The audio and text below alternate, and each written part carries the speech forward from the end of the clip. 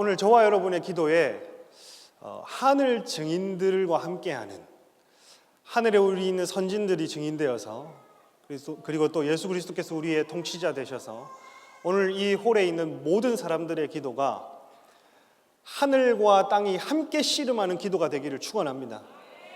오늘 저와 여러분의 기도가 그 기도가 될 것입니다.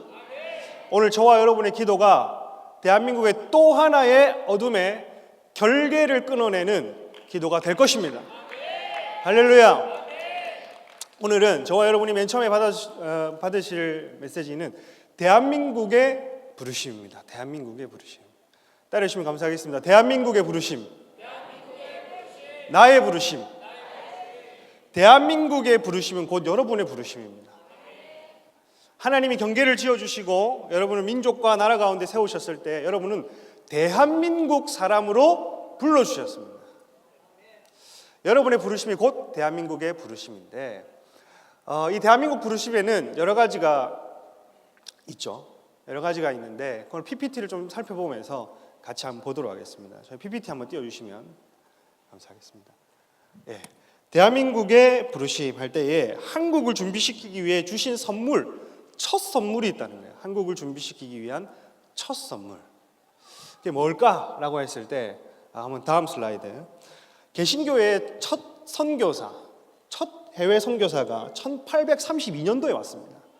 토마스 선교사보다 훨씬 앞전에 유대계 독일인인 칼 기출라프가 이 땅에 처음 방문하게 됩니다.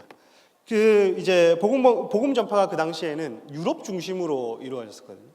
유럽 중심으로 18세기, 19세기 부흥을 지나오면서 유럽 중심으로 이제 복음 전도와 선교 활동이 이루어지다가 18세기, 19세기 이후부터는 아시아와 아프리카로 그 불이 옮겨가기 시작합니다. 그 불이 왜 옮겨가기 시작하냐면 그 당시에 성령을 막 깊이 만나고 이렇게 하니 선교 단체들이 일어나기 시작하고 이 선교 단체들이 이제 우리가 어디를 복음을 들고 갈 것이냐 했을 때에 아시아와 아프리카 쪽으로 가게 됩니다. 그 중에 중국과 태국, 특별히 칼 기출라프는 태국의 또 첫 방문한 선교사세요. 근데 이분이 한국 땅에 맨 처음에 방문을 하는 계기가 됩니다. 다음 슬라이드를 보면 1832년도에 7월 17일 날에 대한민국 땅에 방문을 해요. 이 조선 땅에 방문하면서 당시 그가 25일 동안 딱 한국에 머물거든요. 조선 땅에. 왜냐하면 이 세국 정책을 쓰고 폐쇄적인 나라라서 외부에서 누가 들어오기만 하면 그러니까 창 들고 뭐 칼 들고 쫓아가가지고 확 쑤시는 거예요. 그러니까 들어갈 수가 없는 겁니다. 그래서 25일 동안 어떻게 머물게 되는데 조선 관리들과 국왕에게 이제 일단 선물과 이런 거, 성경, 책 이런 것들을 가지고 일단 왕을 만나려고. 조선의 왕을 만나면 이 나라는 변할 것이다. 조선의 왕이 예수를 믿으면 이 나라는 변할 것이다 하고 맨 처음에 이제 외교 통상을 청원하기 위해서 왕을 만나기 위해서 난 왔다라고 칼 기출라프가 오게 됩니다. 이 당시에 이제 기출라프 그 다음 슬라이드를 보면 기출라프가 본 조선의 모습입니다. 이 사람이 조선을 본 모습이 어떻게 되어 있냐면 나라는 중국의 조공을 바쳤다. 그러니까 이 처음 대한민국에 온 선교사, 조선 땅에 온 선교사가 처음 느꼈던 그 느낌, 이 대한민국 땅이 어떤 나라인가를 봤을 때 긍정적인 면이 하나도 없는 거예요. 처음 느꼈던 느낌은 이 나라는 중국의 조공을 바치는 나라이고, 그리고 문화, 교육, 정치, 옷차림새, 생김새부터 모든 것이 중국화된 상황에 이 나라가 있다는 거예요. 마치 이 나라의 현 시대같이, 마치 시계를 거꾸로 해서 돌아간 것과 같은 상황이 오늘 저와 여러분이, 제가 높이 빌딩이 세워지고 도시가 있고 좀 세련미가 있는 땅으로 바뀌어서 그렇지, 첨단 시스템으로 되어 있는 땅으로 바뀌어서 그렇지, 우리 문화와 정서는 지금 여러분 알만한 사람들은 아시겠지만 중공의 위협으로부터 이 나라가 처해 있습니다. 아무도 부인할 수가 없어요. 여기 오신 기도하러 오신 분들이라면 이 나라가 중국화, 중공의 위협으로부터 처해 있다는 사실을 아무도 부인할 수 없을 겁니다. 그 대한민국에 처음 발을 들인 선교사조차도 1832년도에 이 나라에 왔을 때 이 질기고 질긴 이 고리가 그때부터 시작되어서 이 나라는 중국의 조공을 바치고 이 나라는 생김새부터 옷차림부터 문화와 정치와 종교와 정서까지 전부 다 중국을 빼닮았구나 하고 느끼게 됩니다. 그럼 이 선교사가 이 나라에게 뭘 선물로 줬냐? 다음 슬라이드를 보면 귀출라포가 양이라고 하는 사람, 어떤 사람은 양이라고 부르기도 하고 양치라고 적혀 있기도 한데 문헌을 살펴보니 이 사람한테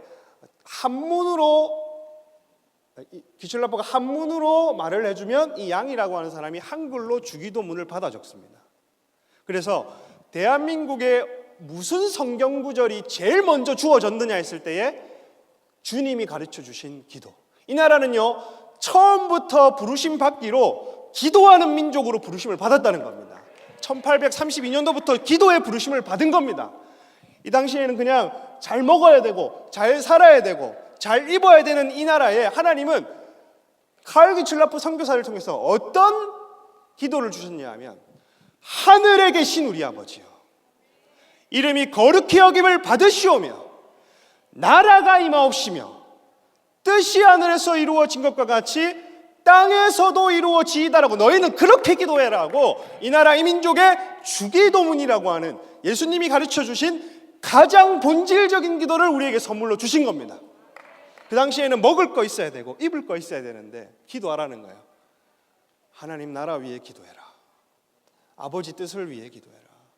그러면서 이 한문으로 불러주고 한글로 받아 25일 만에 한 달도 채 되지 않는 시간에 처음 우리에게 번역되어진 성경의 구절은 주기도문이에요.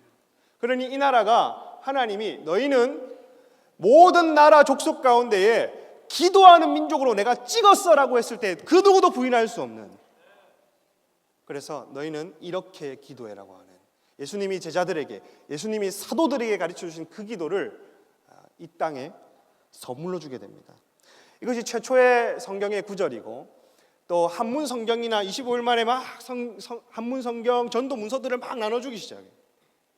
근데 사람들이 이거 새로운 책들이 막 오고 하니까 그렇게 한국 사람들이 책을 좋아했답니다. 그런 어떤 그 미개한 나라이고 그 당시에는 아주 부족한 국가임에도 불구하고 모두가 한글은 아니지만 한문을 다 읽을 줄 알고 책 이렇게 하면 그걸 가지기를 원하고 그거 하나 받는 거에 있어서 엄청 기뻐했다고요.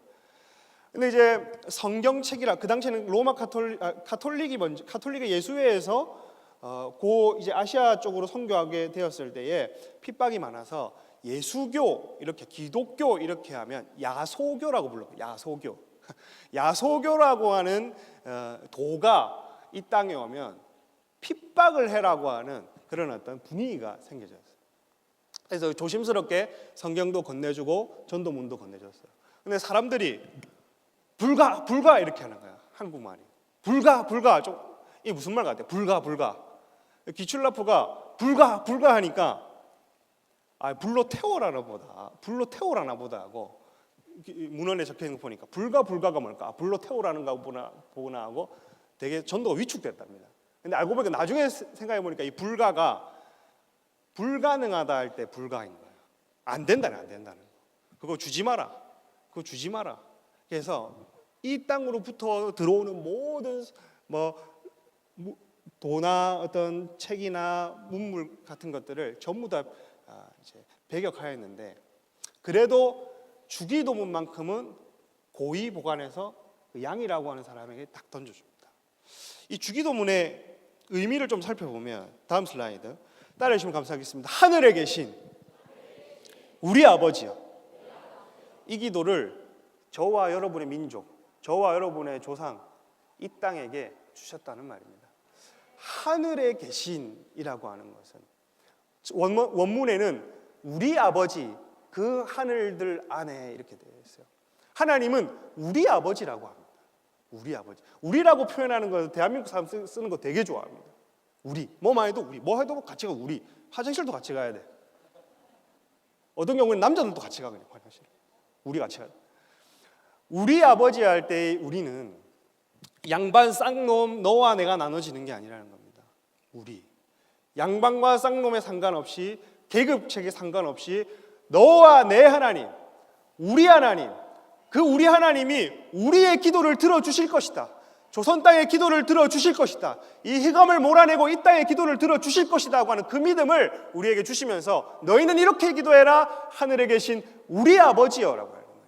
이 우리라고 하는 것은 저와 여러분 너와 나의 관계뿐만 아니라 이 우리는 하늘에 있는 우리 증인들, 먼저가 믿음의 선조들, 하늘의 이 선진들이 함께 포함된 겁니다. 그래서 주기도문적 기도는 무엇인가 하면 우리도 이 땅에서 씨름할 뿐 아니라 하늘에 있는 믿음의 선진들이 우리의 증인이 되어서 하늘이 땅을 돕는 기도, 하늘과 땅이 함께 씨름하는 기도가 주기도문의 하늘에 계신 우리 아버지여라고 하는 그 기도의 의미인 겁니다.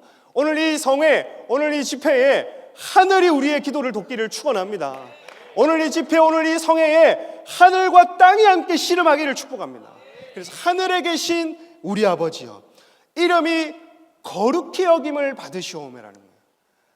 이름이 거룩히 여김을 받으시오며. 이 기도 제목을 줄 때 어떤 것이냐 하면, 따라해 주시면 감사하겠습니다. 마귀에게 불법으로 빼앗겼던 모든 소유권을 되찾아오는 기도.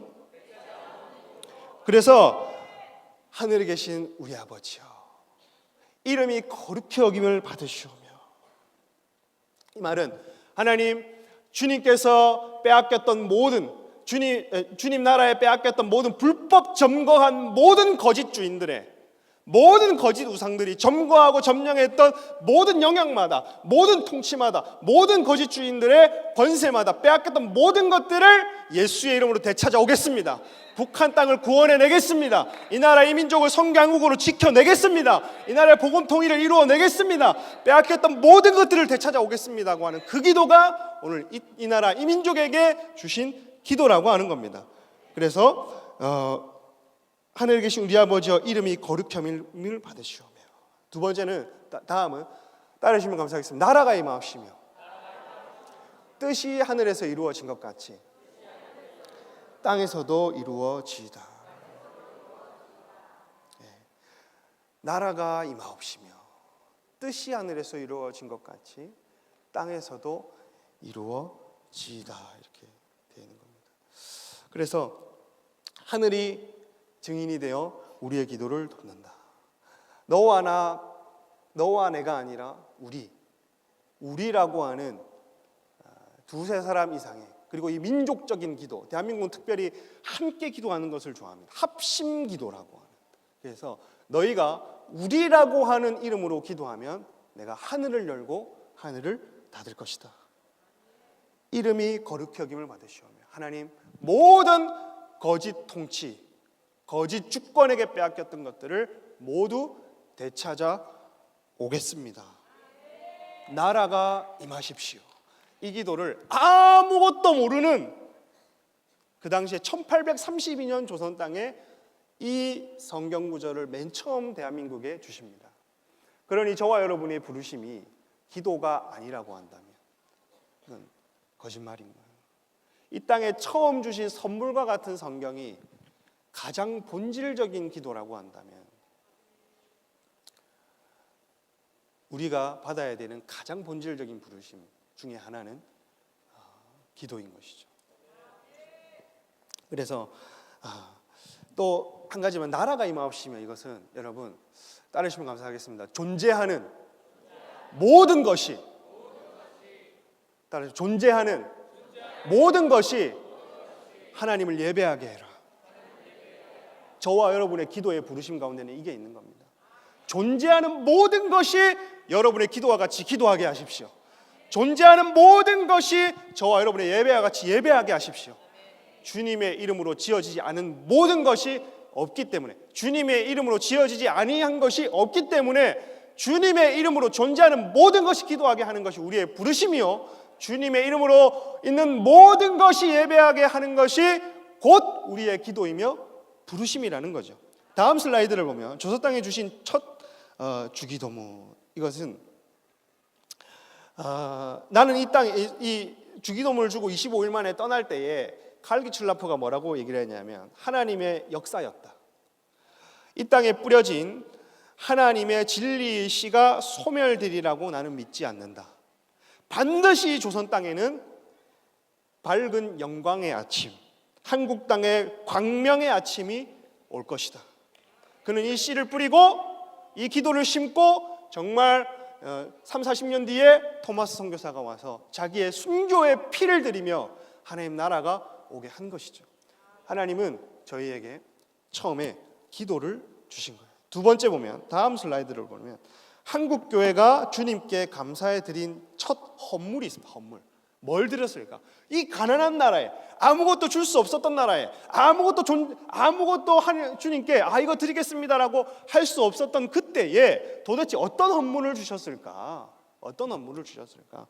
다음 슬라이드를 보면 한국 교회의 첫 노회가 설립될 때, 한국 교회는 주로 장로교가 많기 때문에 목사 안수를 한국인에게 할 수 있는 조직이 있으면 이것은 한국 교회가 자립을 했다고 봤습니다.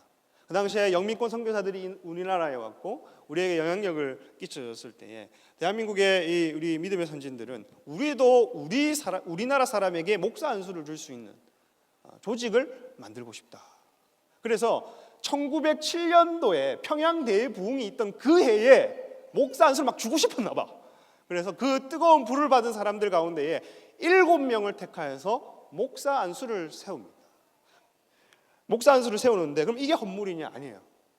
이게 헌물이 아니라 그 다음 슬라이드를 보면 한국 최초의 선교사 목사 7명 중에 한 명을 하나님 우리의 헌물입니다 하고 드립니다. 한국 교회가 왜 선교를 해야 되면 하나님 왜 선교를 이 땅 가운데 복으로 주셨고 왜 한국 교회에게 복으로 인구 대비 비율 선교사를 가장 많이 파송한 나라, 선교하면 대한민국, 여름만 되면 겨울만 되면 단기팀이 막 나가는 나라, 왜 우리에게 이 선교를 하게 하셨냐면 우리 믿음의 선진 중에 첫 목사 7명 중에 이기풍 목사라고 하는 한 명의 목사님을 하나님 우리의 몸의 일부입니다 하고 살을 떼고 뼈를 떼어 주듯이 내 몸을 떼어서 하나님 드립니다 하고 드린 겁니다. 그리고 가장 귀한 것을 드린 거예요. 민족의 지도자라고 영적인 지도자라고 7명을 세워놨는데 이제 7교회가 개척이 되고 이 나라의 부흥과 이 불꽃이 계속 번져져 나가야 되는데 어떤 생각이 났냐면 하나님이 우리에게 이 땅에 부흥을 주셔서 평양대 부흥이라고 하는 이을에 없는 부흥을 주시고 은혜를 주셨는데 우리가 하나님께 목사 7을 드리자. 그것도 모자라서 목사 7 중에 또 한 명을 선교사로 드리자. 드려진 게 이기풍 선교사인 겁니다. 다음 슬라이드를 보면 최초의 목사 7 중 하나를 감사 헌물로 드렸다고 하는 것은 한국의 살과 뼈를 드린 겁니다. 드릴 게 없어서 물질적으로는 또 금전적으로는 하나님께 드릴 것이 없고 또 하나님이 그걸 받아서 또 기뻐하는 것도 아니시고 정말 우리 몸의 지체 중의 일부를 하나님 가장 귀한 우리가 세운 첫 목사 7 중에 한 분을 드립니다 하고 이기풍 선교사를 제주도 선교사로 파송을 해요. 지금도 약간 그렇지만 그 당시에 제주도는 언어도 다르고 완전히 이제 문화도 다르고 정서도 달랐다고 판단을 해서 제주도 선교사로 파송을 하게 됩니다. 한국교회 제1회 총회가 다음 슬라이드를 보면 시작돼요. 1회 총회에서는 당시 부회장이었던 이 길선주 평양대붕에서 가장 많은 은혜를 받았던 길선주 장로가 목사가 되어서 나라를 잃은 어려운 상황 속에서도 중국 산동에 선교사 파송을 하자 이렇게 합니다. 첫 선교사를 파송한 5년 뒤에 우리는 이제 제주도 말고 정말 해외로 나가버리자고 우리를 괴롭혔던 나라, 우리의 조공을 바치라고 우리 원수가 되었던 그 나라, 우리의 모든 것들을 잠식했던 그 나라 중국에 우리 선교사 파송하자. 나라를 잃은 어려운 상황이지만 우리가 하나님 나라는 빼앗겨서는 안 된다고 선교사 파송을 하기로 합니다. 다음 슬라이드를 보면 길선주가 제안을 해요. 한국교회가 중국의 선교사를 파송하는 것은 여러모로 힘에 겨운 일이다. 왜냐하면 나라가 없었으니까. 일제감정기 때였습니다. 나라가 잃었을 망정 국외에 선교하는 교회로서 세계 선교의 일원이 되는 것은 우리는 빼앗기지 말자. 이게 대단한 고백을 하는 겁니다. 우리가 나라를 빼앗겼지만 하나님 나라는 빼앗기지 말자. 우리가 나라는 빼앗겼지만 세계 선교는 내어주지 말자. 우리가 중국에게 나라의 침탈을 당하고 조공을 바쳤지만 우리는 복음을 전해주자. 첫 해외 선교를 중국 산동으로 보냅니다. 다음 슬라이드를 보면 일제차에 나라를 잃은 것들, 나라만큼은 빼앗겨도 하나님 나라는 빼앗기지 말자. 그 다음 슬라이드를 보면 원두 선교사의 설교. 원두가 누굴까요? 언더우드. 원두. 마포 삼열, 사무엘 모펫. 이 원두 선교사가 뭐라고 설교를 하냐면, 이 중국 선교사를 파송할 때 뭐라고 얘기를 합니까? 뭐라고 하냐면, 십자가의 뜻을 아무렇게나 해석하지 말자. 우리가 너무 경한 일에도 나 십자가 지고 간다, 뭐 남편이 힘들게도 십자가 지고 간다, 아내가 힘들게도 십자가 지고 간다, 조금만 내 사사로운 일에 감정적인 힘듦이 와도 그냥 십자가 지고 간다, 이렇게 얘기를 하지만 십자가의 뜻은 죽는 것이다. 십자가의 뜻은 순교다.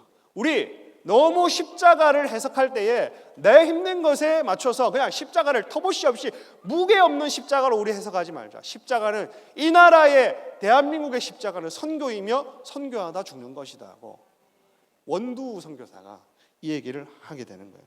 그러니 어려운 때일수록 눈을 돌려 선교를 하자. 그러니까 여러분, 이 대한민국의 믿음의 선진들이 어떻게 했냐면 일제감정기 때 나라가 잃었는데 우리나라 이렇게 하기도 했지만, 우리나라를 되찾고 싶어 그만 우리나라라고 외치기도 했지만, 어떻게 했냐면 이 나라의 소망이 점점 꺼져가는 그때에 우리는 눈을 돌려 하나님 나라를 바라보자. 여러분, 지금 이 나라의 상황을 보면 막막하고 어둡고 모든 영역이 다 중국화가 되고 이게 참 심각한 문제가 아닐 수 없어요. 여기 젊은이들은 좋겠지, 탕후루 마라탕 이런 거 길에 널렸으니까 들어가 보면 별로 좋은 게 아닌데, 이 나라가 점점 SNS 영상이나 여러 음식점이나 여러 문화나 정서 이런 것들이 전부 다 알게 모르게 친중화되는 구조로 가고 있죠. 그리고 정치는 완전히 먹힌 것처럼, 언론도 다 먹힌 것처럼.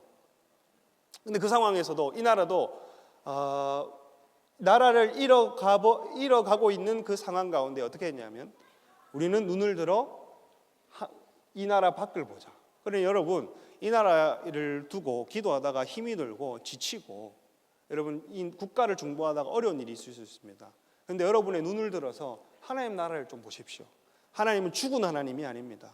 괜히 이 나라 상황과 여건을 생각하니 하나님 역사하지 않는 것 같아, 이 나라가 지금 잠식당하는 것 같아, 이 나라가 지금 어두운 상황이 있는 것 같아, 이 나라가 정말 이거 어쩌다가 무슨 일 나는 거 아닌가, 전쟁이 나는 거 아닌가, 이런 어떤 암울한 가운데 기도하다가 하나님이 살아계시다면 이런 기도가 나오죠. 근데 여러분, 조금만 눈을 들어 이 한반도 밖을 보십시오. 하나님은 지금도 세상 역사 가운데에 자기 일을 이루고 계시고 하나님의 영광을 받고 계시고, 어떤 도시와 어떤 나라에는 민족에는 부흥을 주고 계시고 영혼을 돌아오게 하고 계십니다. 그러니 여러분의 눈을 들어 좀 너무 힘들다 그러면 나가버리세요. 도망가라는 게 아니라 선교를 나가. 이 나라가 힘들면 여기서 매여서 하나님 계시냐 없냐 이걸 따지지 말고 다른 데로 그냥 그 에너지를 가지고 이스라엘을 가고 필리핀을 가고 일본을 가고 중동을 가고, 하나님 나라가 잃어가는 그 순간에 나는 하나님 나라를 빼앗기지 아니하리라고 여러분의 결단을 하면 좋겠습니다. 다음 슬라이드를 보면, 그리고 대한민국의 남은 사명이 있는 거예요. 대한민국의 남은 사명이 무엇인가? 따르시면 감사하겠습니다. 통일, 세계 선교. 이 부분은 나중에 오후 세션에 또 목사님이 또 강상희 목사님께서 또 더 깊이 풀어주시겠지만 간단하게만 좀 보겠습니다. 우리에게 기도를 주셨고, 본질적인 기도를 주셨고, 무슨 기도를 주셨느냐? 주기도문을 주셨고, 선교를 주셨고, 무슨 선교를 주셨느냐? 가장 귀한 것을 내려놓고 가장 귀한 것을 주님께 드린다고는 살과 뼈를 떼어드리는 감사의 선교를 드렸고, 그리고 우리에게 주신 마지막 부르심 사명은 뭐냐?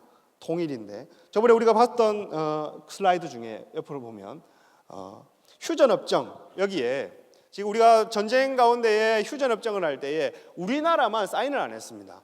여기 미국을 위시한 유엔군, 중국, 북한 대표들이 와서 사인을 했는데 우리나라만 사인을 안 했어요. 그러니 지금 미국, 중국, 북한이 이 나라 가운데 계속 역사 굴레 가운데 이 나라와 함께하는 것은 이때 이 사인이 합법적으로 있었기 때문에 이 어둠의 권세가 이 합법적인 권세로 이 나라에 역사하는데 우리나라는 여기에 사인을 하지 않았습니다. 이승만 대통령, 우리 휴전할 수 없다. 우리는 정전할 수 없고 우리는 북진 통일하고 통일은 우리의 사명이고 지금 통일하지 아니하면 때는 없다고, 지금이 통일이다고 사인하잖아요. 그럼 여기에 대한 근거가 뭐냐? 왜 이승만 대통령은 이때에 전쟁 휴전협정을 할 때 사인을 하지 않았느냐? 아이젠하워 대통령이 이승만 너 여기에 사인 안 하면 우리는 한미동맹 없다.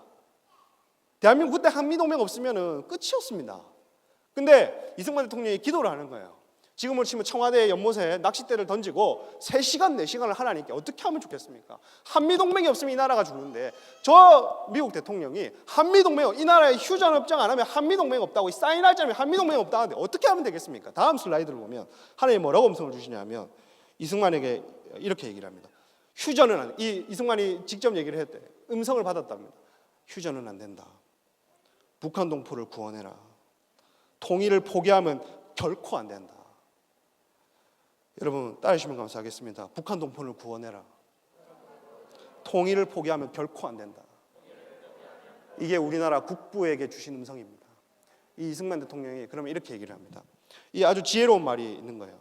우리는 사인할 수 없다. 그러나 미국이 하려고 하는 일을 방해하지 않겠다. 해서 사인을 하지 않게 되고 그 다음에 이제 대한민국 성명서를 내는데 다음 슬라이드를 보면 이렇게 되는 겁니다. 왜 이 성명서가 이렇게 확신 있고 여기 노란색 줄침 구절 보면 한국 민족의 기본 목표는 우리 강토와 동포를 다시 찾고 구해내는 목표는 계속 남아 있으며 결국 성취되고 말 것입니다. 왜 이러한 확신 있는 성명을 발표했냐 하면 뒤에는 기도가 있었기 때문에. 왜 이런 확신 있는 말을 했냐 하면 하나님께 받은 기도가 있기 때문입니다. 북한 동포를 포기하면 안 된다. 반드시 통일을 이루어야 된다. 하나님 음성을 주셨기 때문에. 그리고 다음 슬라이드를 보면 그러면서 초대 제헌국회에서 못을 박아버려요. 맹세를 해버려요. 맹세를. 왜 성명서를 발표하고 맹세 함부로 하면 함부로 하면 안 되는데 왜 맹세를 했냐 하면 기도가 있었기 때문이다. 뭐라고 되어 있습니까? 맹세하는 바는 우리 민족은 죽어도 같이 죽고 살아도 같이 살 것이요 우리 강토는 일척일촌도 그 어떤 한 평도 남에게 양려하지 않겠다. 넘겨주지 않겠다. 이렇게 얘기를 합니다. 우리가 맹세하는 바는 우리나라의 어떠한 한 평도 일척일촌도 그 어떤 나라에게도 내어주지 않겠다고 맹세를 해버려요. 그 다음 슬라이드를 보면 대한민국의 임시헌정 제7조에는 이렇게 되어 있습니다. 대한민국이 기독교 국가입니까? 기독교 국가입니까? 라고 할 때 대한민국은 기독교 국가로 출발을 했습니다. 아니라고 우리 유교가 센데요 불교가 센데요 라고 하지만 우리 믿음의 선조들은 기독교 국가로 출발을 했어요. 대한민국 임시헌정에 이렇게 되어 있습니다. 7조에 대한민국은 신의 의사에 의하여, 신의 의사가 뭡니까?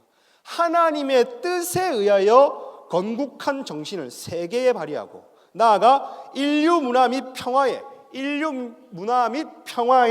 뭐하기 위하여? 공헌하기 위하여. 오늘 말하자면 세계 평화와 세계 선교에 공헌하기 위하여 이 나라가 세워졌다는 겁니다. 그 다음 슬라이드, 마지막 슬라이드를 보면 임시정부의 첫 외교 문서에는 이렇게 적혀 있습니다. 우리의 목표는 일본의 압박을 면하고 자유를 회복하는 것이며, 이 대한민국의 목표라고 해요. 또 다른 목표, 자유를 회복하는 것이며, 두 번째, 우리의 목적은 아시아의 민주화이며, 이 당시 세계관 안에서 민주화는 곧 아시아의 기독교화입니다. 민주주의는 곧 기독교 정신에서 왔다고 믿었기 때문에 아시아의 민주화는 곧 아시아의 복음화인 겁니다. 그러니 우리나라의 목적이 뭐냐 하면 아시아를 복음화하는 게 우리나라의 목적인 겁니다. 할렐루야. 그리고 우리의 소명은 뭐냐면 기독교를 전 세계적으로 뭐 하는 것이다? 복음하는 것이다. 우리의 소망은 무엇이냐? 기독교를 전 세계적으로 보급하는 것이다. 세계 선교를 하는 것이 이 나라의 목적이다라고 합니다. 그 배후에는 기도가 있었고 타협하지 않는 신앙이 있었고 주기도문의 기도가 있었습니다. 그래서 여러분 마지막으로 한번 따라해 주시면 감사하겠습니다. 이것만 같이 외치고 기도했으면 좋겠어요. 따라해 주시면 감사하겠습니다. 우리의 목표는 자유를 회복하는 것이며, 여러분 이 나라에 잃어버려 가고 있는 그 자유를 되찾으시길 축복합니다. 자유를 위해 싸우시길 축복합니다. 자유를 위해 여러분 헌신하시길 축복합니다. 그리고 따라해 주시면 감사하겠습니다. 우리의 목적은 아시아의 복음화이며, 마지막으로 따라해 주시면 감사하겠습니다. 우리의 소망은 기독교를 전 세계에 보급하는 것입니다. 아멘. 여러분 이 사명, 이 소망, 이 목표, 이 목적이 저와 여러분의 소망이 되기를 축원합니다. 마지막으로 제가 하고 싶은 말 딱 한마디만 하고 내려가겠습니다. 세계 선교의 흐름 가운데에 대한민국 선교가 있잖아요. 2002년부터 2009년 요 7년 사이에 2만 명을 돌파합니다. 그러니까 2002년이 오기 전까지 10,000명대였거든요. 그러니까 2002년, 2009년 사이에 요 7년 사이에 10,000명, 2만 명을 쫙쫙 올라가요. 그런데 2009년부터 2019년 사이에 8,000명, 28,000명. 그리고 2019년부터 급 하락해서 지금 선교사 수는 21,000명으로 떨어졌습니다. 그 가운데 선교사의 평균 연령은 선교사의 평균 연령 몇 세일까요? 대충 때려보세요. 예? 아유 20대 아닙니다. 20대면 소원이 없겠다. 30대도 아니에요. 예? 40대도 아니에요. 50대는 안 하고 바로 60으로 넘어가네. 50대 하셨어요? 우리나라 평균 선교사 연령이 53.6세입니다. 10년 뒤면 은퇴해요. 그리고 이 청년 선교사의 비율은 6.9%, 70대 이후 선교사 비율과 맞먹습니다.